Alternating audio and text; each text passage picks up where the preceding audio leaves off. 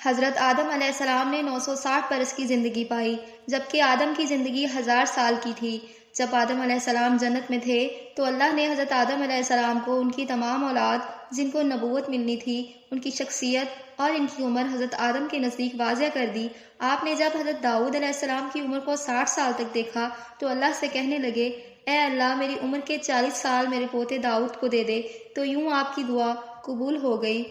جب حضرت آدم علیہ السلام کا آخری وقت آیا تو آپ بستر پر اللہ کا ذکر کر رہے تھے اور موت کا فرشتہ آ گیا۔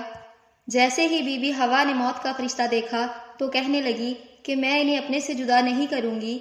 تو حضرت آدم علیہ السلام نے فرمایا، اے حوا، ایک دفعہ پہلے بھی تیری وجہ سے جنت سے نکالا گیا ہوں، آج اللہ اور اس کے فرشتے کے درمیان حائل نہ بنو۔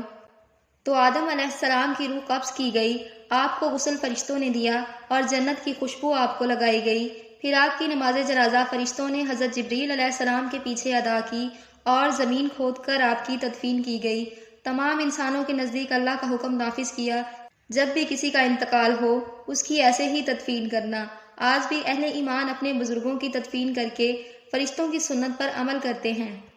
بعض روایات میں ہے کہ جب آپ کی روح قبض کرنے موت کا فرشتہ آیا تو آپ نے اپنے بیٹے حضرت شیث سے فرمایا کہ میں نے اللہ سے سنا تھا کہ زمین پر بہت بڑا طوفان آئے گا، اگر تم اس وقت تک زندہ رہو تو میری میت کو اس کشتی نوح میں سوار کرنا جو نجات کا وسیلہ ہے، اور اگر تم اس وقت تک نہ پہنچو تو اپنی اولاد سے وصیت کرنا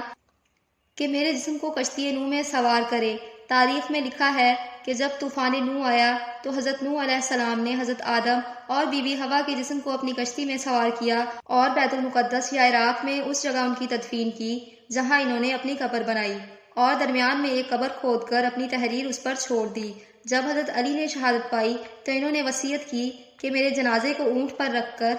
حسن اور حسین پیچھے چلتے رہنا، جہاں اونٹ رکے گا وہاں ایک چمکیلا پتھر ہوگا، اس کو ہٹانا تو میری قبر بنی ہوگی۔ جب امام حسن اور حسین اس جگہ پہنچے جہاں اونٹ رکا تو اس چمکیلے پتھر کو ہٹایا تو ایک طرف حضرت آدم کی قبر تھی اور دوسری طرف حضرت نوح علیہ السلام کی قبر تھی، اور درمیان میں ایک قبر کھدی ہوئی تھی اور اس میں تحریر تھا کہ یہ قبر حضرت نوح علیہ السلام نے وقت کے امام حضرت علی کے لیے بنائی ہے۔